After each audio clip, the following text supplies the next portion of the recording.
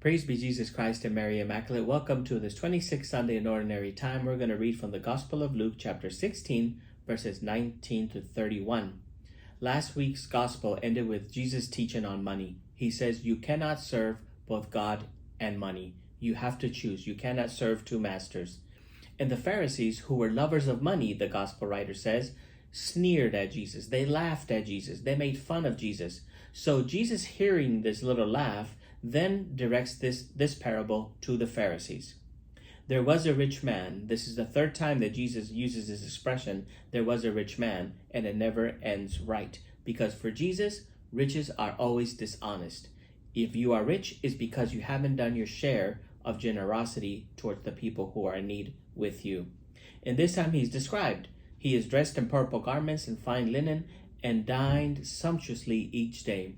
Can you imagine dining sumptuously each day? How boring that is, how even gross that feels.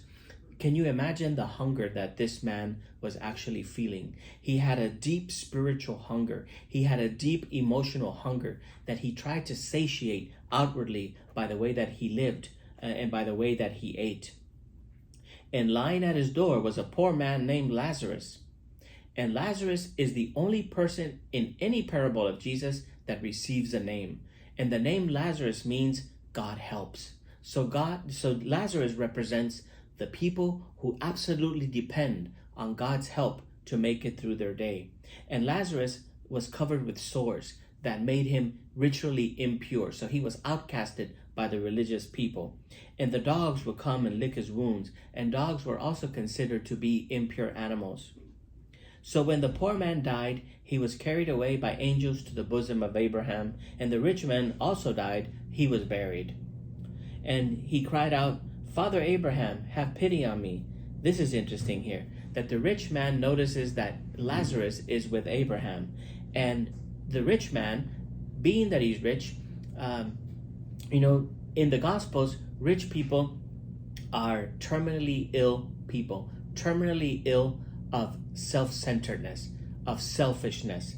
And this never stops, even after death. Listen to the rich man. So the rich man cried out, send Lazarus to dip the tip of his finger in water to cool my tongue. Send Lazarus. He doesn't even ask, can you send Lazarus? May you send Lazarus? Do you think it's idea that you send Lazarus? First of all, he never noticed Lazarus when he was outside his doorstep.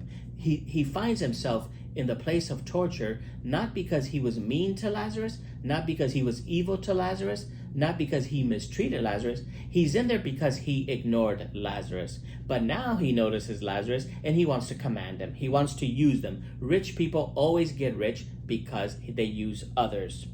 So he goes, send Lazarus to cool my tongue. Abraham replied, my child, remember that you received what was good during your lifetime, while Lazarus likewise received what was bad, meaning we all make our future by the way that we live here today. And he continues, moreover, between us and you, a great chasm is established. This great chasm is the same chasm that the rich man, because of his selfishness, created between him and Lazarus. The same chasm that he created for himself, that same isolation that he created for himself on earth, he now finds in the afterlife.